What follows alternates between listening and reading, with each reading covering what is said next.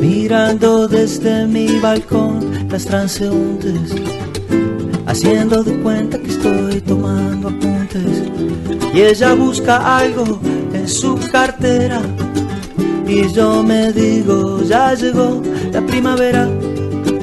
Y la maceta enfrente se llenó de brotes y allá abajo el barrio se llenó de escotes. Y la tarde se escapa verso adentro y yo sigo buscando sin encontrar mi centro y pongo ladrillo sobre ladrillo y sigo sin dar con el estribillo. Y entonces me pregunto, ¿qué es lo que viste en mí? ¿Qué es lo que te hizo abrir así tus miedos, tus piernas, tu calendario, las 7 puertas sagradas de tu santuario, la extraña luz de tu cámara oscura, el infranqueable cerrojo de tu armadura?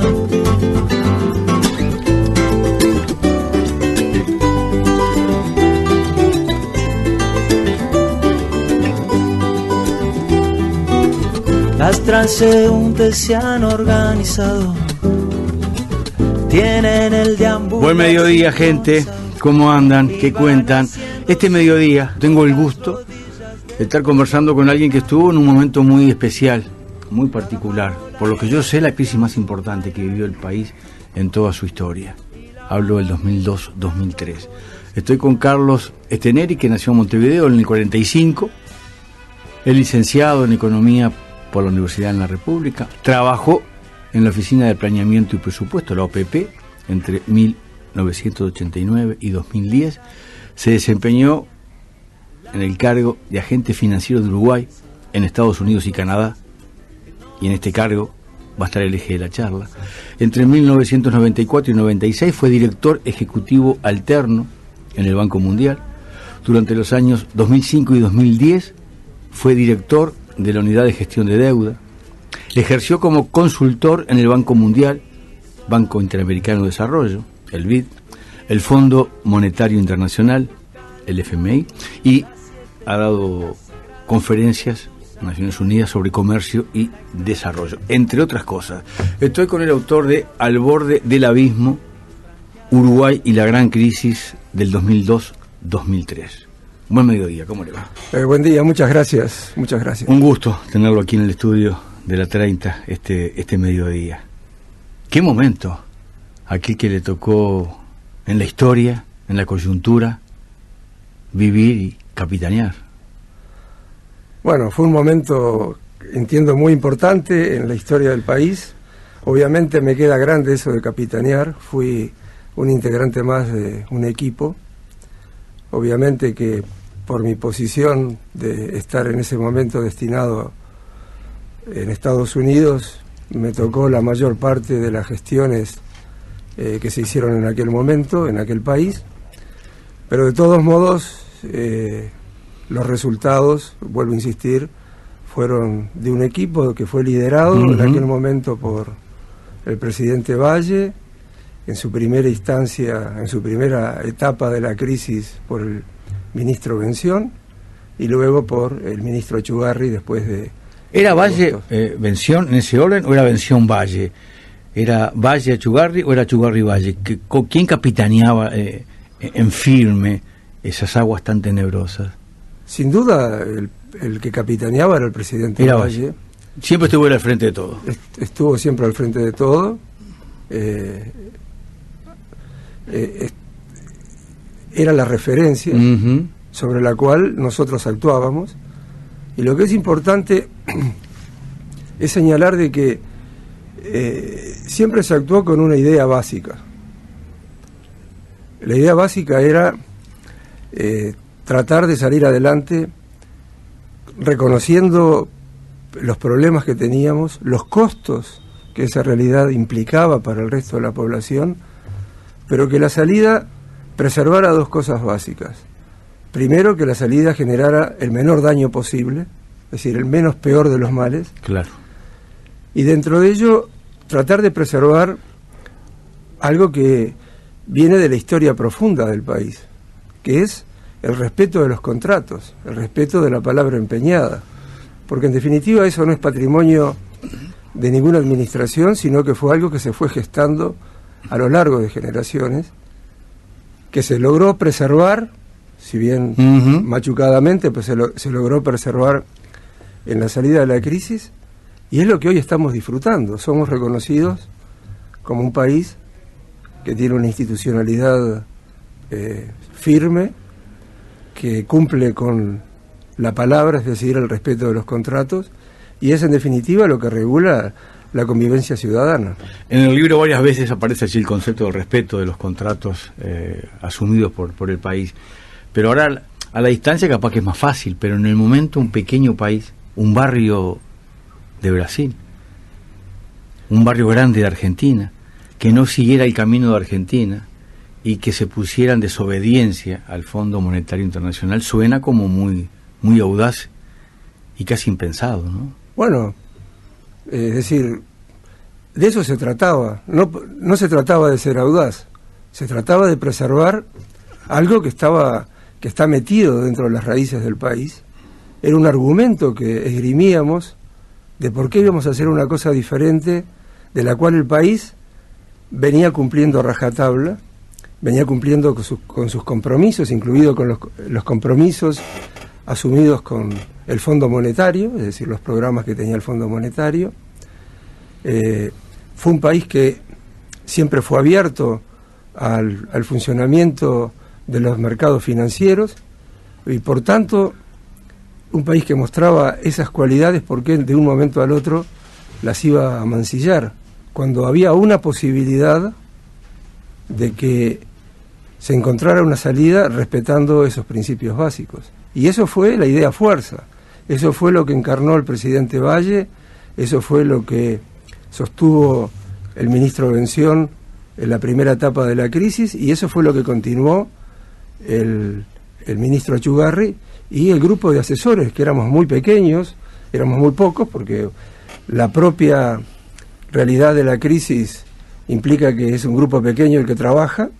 Segundo, porque en nuestro país no somos tantos para tener equipos multitudinarios, y eso fue lo que ocurrió.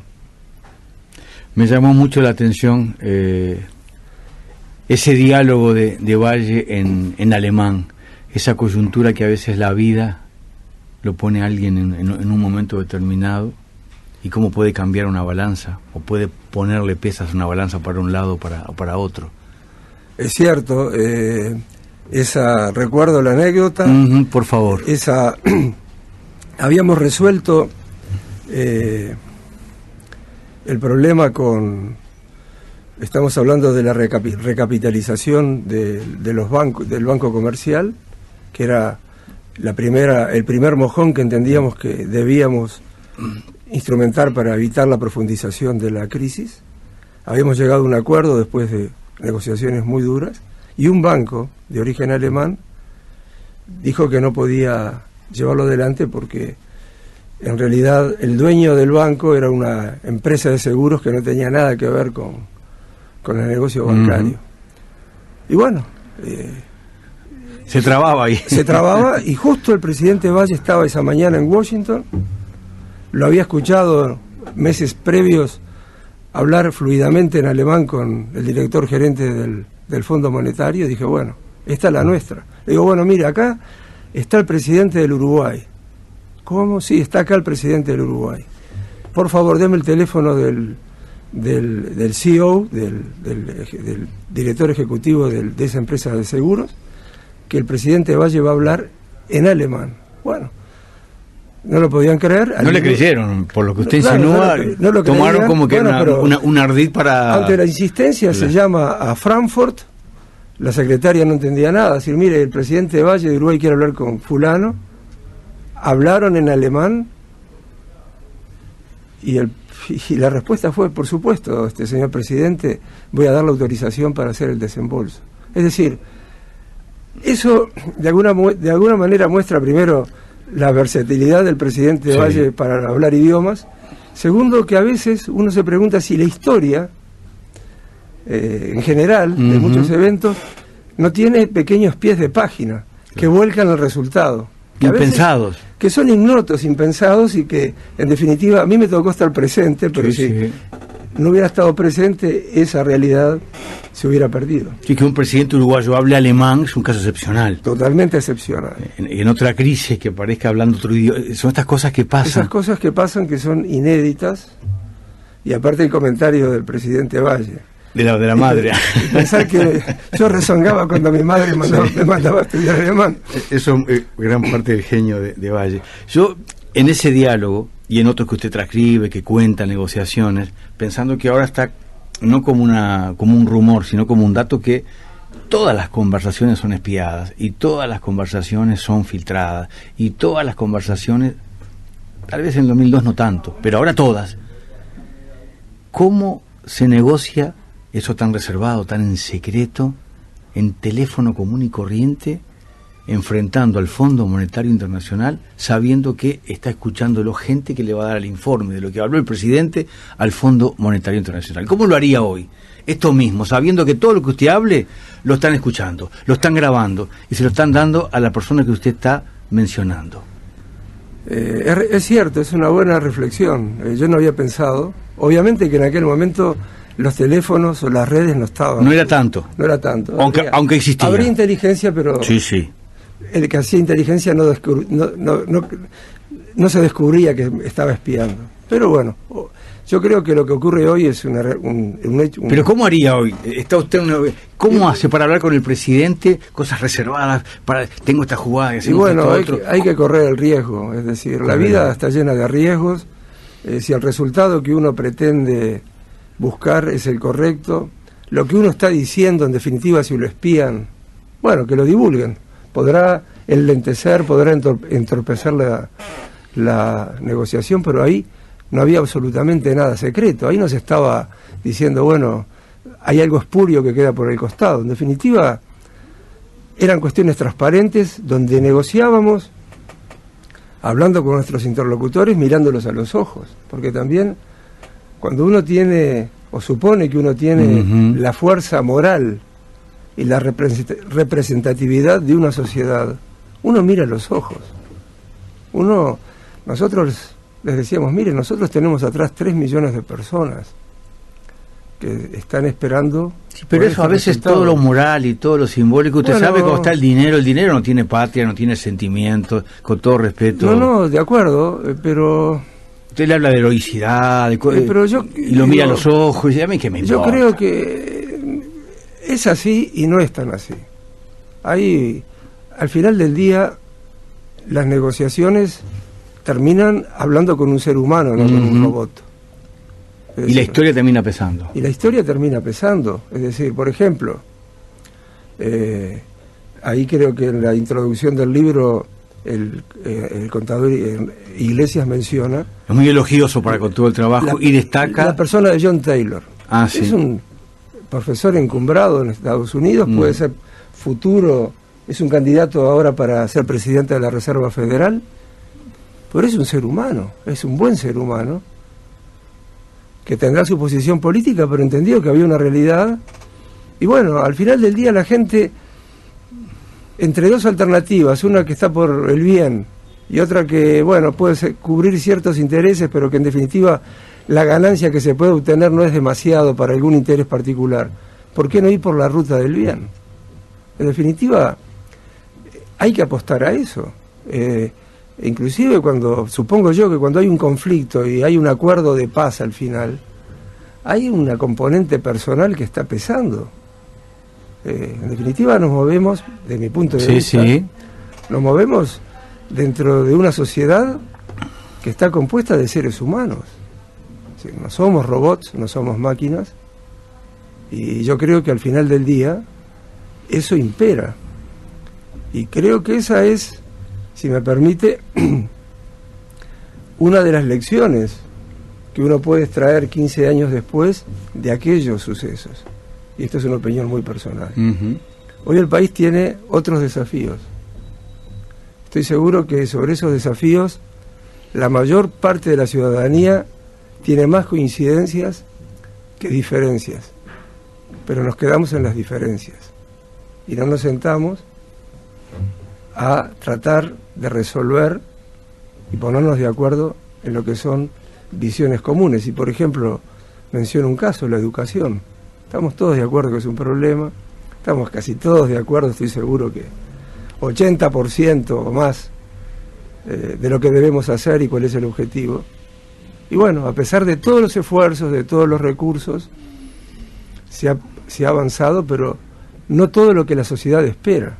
Bueno, yo creo que la sociedad acompañó en aquel momento de crisis, porque fue muy difícil la imagen de aquel grupo de argentinos corriendo una vaca, que después la terminaron comiendo casi viva, que acá alguien quiso repetirlo en una burda jugada que hasta el día de hoy no la entiendo, que fue lo que se intentó desde los medios y desde algunos agentes, porque parte del Estado participó en esa movida absurda de que bajaban las hordas. Yo justo estaba al aire y desmentía eso porque aparte tenía la convicción que eso no iba a pasar en Uruguay. Había gente que quería que pasara eso. Es más, intentó que pasara eso. Pero aún en la gente más humilde primó un sentido de república que debe ser parte del orgullo que usted tiene de cómo surgió todo esto. Totalmente de acuerdo. Nosotros cuando escuchábamos esos comentarios no lo podíamos creer. Porque bueno, decimos, bueno, esto es el fin, nos equivocamos, aparte dijimos, bueno, nos equivocamos, tiramos tanto de la piolita con una expectativa de que estamos por salir de esta crisis y bueno, y ahora se viene esta situación que nos quedamos muy preocupados, pero bueno, ese es un reconocimiento a la sociedad de que hizo una pausa, respiró hondo, a pesar del dolor, de las pérdidas, de los que estaban desempleados, de los que habían perdido depósitos, o simplemente del desconcierto. Claro. Pero bueno, se respiró hondo y se siguió adelante. Y yo creo que eso es un absoluto que la sociedad debe rescatar y que nosotros, los más grandes, ya los veteranos, debemos de tanto en tanto recordar a los más jóvenes de que en esas situaciones extremas se debe proceder de esa manera. Ahora que pasó el tiempo, y el otro día alguien me lo recordaba, el rol del periodista Jorge Lanata, ¿usted lo recuerda? Sí, lo Hay recuerdo. gente que lo acusa como que él aceleró la crisis aquí en Uruguay, la corrida bancaria, hasta el día de hoy. Bueno, yo diría, para no darle protagonismo al periodista Lanata, agregó un poco más de ruido. Fue funcional. Con la nata o sin la nata había mucho ruido. Un poco más de ruido en el ruido general pasa desapercibido, pero obviamente de un periodista con gran audiencia sobre una masa de ciudadanos desconcertada, un comentario de ese tipo obviamente ayuda. Pero igual, la crisis estaba. Nuestros bancos tenían problemas. Estábamos en problemas. Hablando de problemas, el otro día informalmente tuve el gusto de conversar con usted y me relativizaba de que fue la crisis económica más importante en la historia del país. Yo sigo pensando, por lo poco que sé, que no pasó en toda la historia de la República Oriental del Uruguay algo similar a eso que se vivió. Similar por las consecuencias. Yo recuerdo la gente que se iba al país, yo recuerdo la cantidad de suicidios, yo recuerdo la cantidad de gente divorciada, yo recuerdo las casas que decían venta de garage, yo recuerdo la cantidad de bicicletas, y no por un tema de ecología o de salud.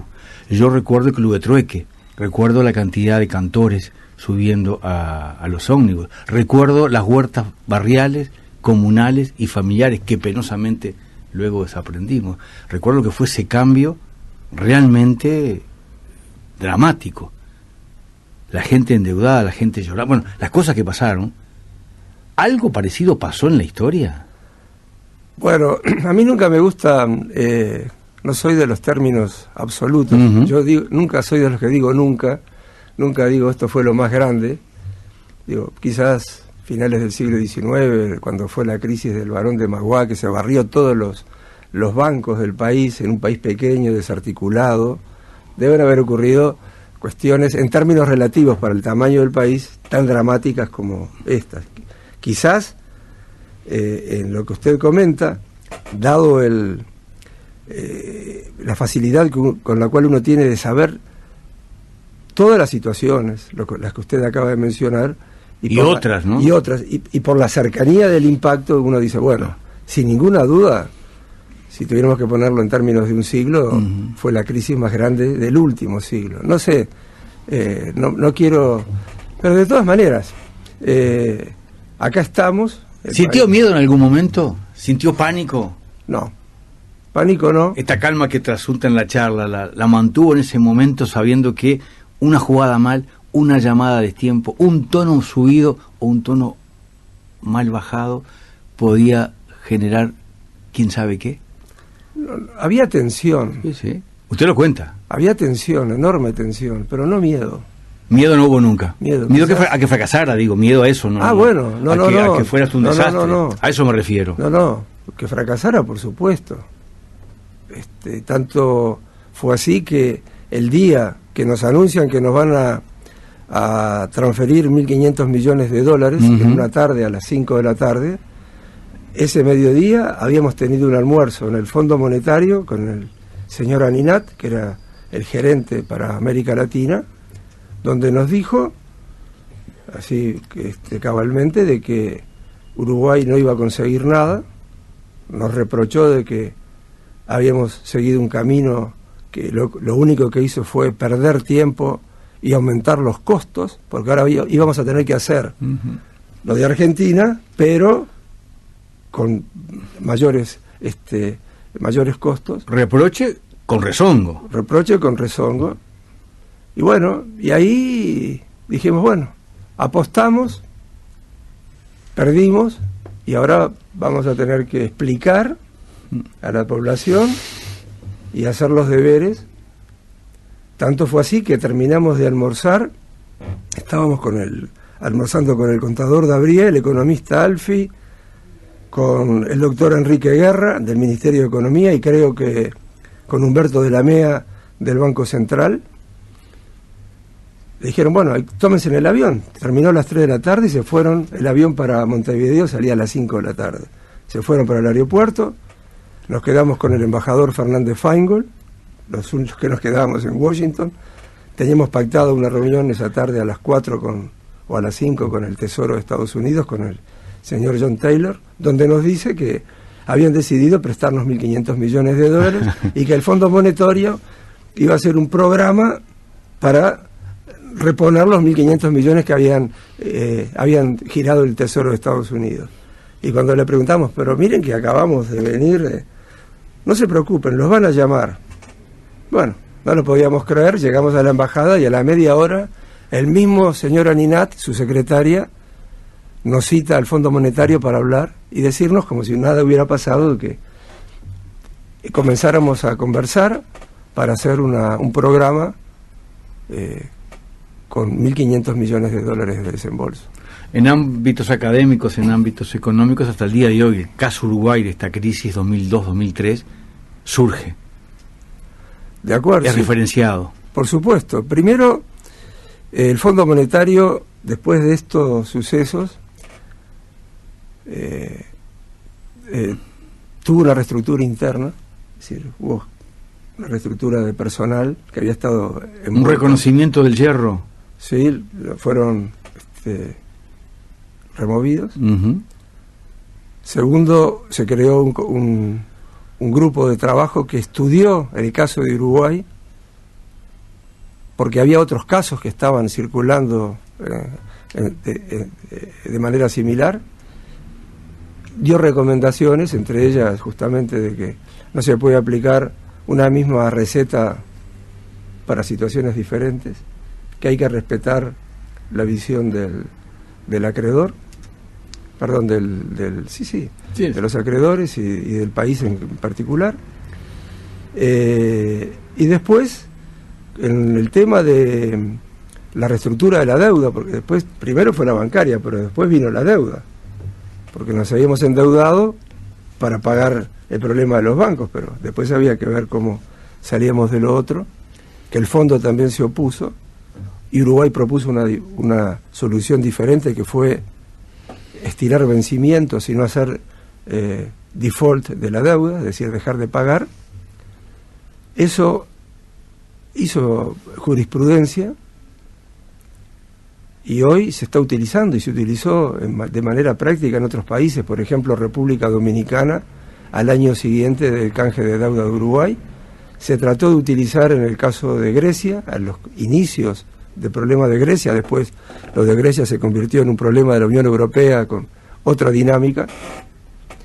Por lo tanto, aquel caso se convirtió en algo que hasta el día de hoy, de alguna manera, sigue siendo vigente. Hay una reedición, gente, de Al borde del abismo, Uruguay y la gran crisis del 2002-2003. Estamos con su autor, economista Carlos Steneri. ¿Cómo toma el desafío de la Feria del Libro? Sé que de perfil bajo. Es un lindo desafío. Me pregunto, bueno, ¿para qué este evento de hoy de tarde? Sí. Pero, en definitiva... ¿Sale a la cancha? ¿Va a aceptar preguntas? Por supuesto. Siempre estamos abiertos a recibir preguntas, a tratar de volcar experiencias, claro, porque de eso se trata. Creo que lo más importante son las ponencias que van a hacer dos amigos, Adolfo Garcés y Gabriel Odone, que tienen sus visiones sobre aquel periodo, que es importante, porque en definitiva, como decíamos, a veces las crisis son algo muy importante para desaprovecharlas. Uno paga costos en resolverlas, pero también saca lecciones. Y yo creo que 15 años después, por todo lo que dijimos anteriormente, es importante hacer una reflexión, ver lo que se pudo hacer, ver cuál fue el comportamiento de nuestra sociedad y tratar de que aquellas fortalezas las podamos de vuelta poner a jugar por el bien del país. Y que nos quedáramos, es un tema muy menor, seguramente usted no lo tiene del todo en cuenta. A mí toda esta crisis me quedé con, en lo peor, lo mejor. El tema de las huertas que se haya abandonado me da una profunda pena. Una experiencia que se creó en ese momento, familias, barrios, cooperativas que con sus manos cosechaban sus frutos, que tiene el tema económico, pero tiene el tema del contacto con la tierra y el intercambio intergeneracional. El Club del Trueque, donde cada uno cambiaba un saber, no solo se cambiaban saberes y productos, sino también que era un ámbito social, donde en parroquias, en clubes deportivos, la gente se encontraba y socializaba. Para mí fueron elementos luminosos en medio de esa terrible oscuridad que fue esa crisis. Penosamente, como sociedad, me parece que esas cosas que habíamos incorporado, no sé por qué, las desaprendimos. Yo desconocía, pero de vuelta, eso muestra justamente los valores escondidos que una sociedad tiene y que saca a relucir, claro, en momentos de enorme estrés. Y de vuelta, si se pudo en algún momento, ¿por qué no recrear la experiencia que usted acaba de mencionar? Ha sido un gusto esta charla con usted. El gusto ha sido mío. Muchísimas gracias. Y ha sido un gusto leer el libro también, enterarme de algunos detalles en torno a esta realidad, en torno a esta situación. Le cuento que en aquella crisis yo me permití generar una editorial que terminó diciendo aguante y resistencia, y fui parte de esas huertas, por ejemplo. Lo felicito. A usted por haber capitaneado en esta crisis. La charla, gente, con el economista Carlos Steneri. Por supuesto, quien quiera continuar el diálogo, está en todas las librerías esta tercera edición, Al borde del abismo. Y estuvimos realmente, gente, yo al menos lo siento así, al borde del abismo. Uruguay y la gran crisis del 2002-2003. Por la atención, como siempre, muchas gracias. Pongo ladrillo sobre ladrillo y sigo sin dar con el estribillo, y entonces me pregunto, ¿qué es lo que viste en mí?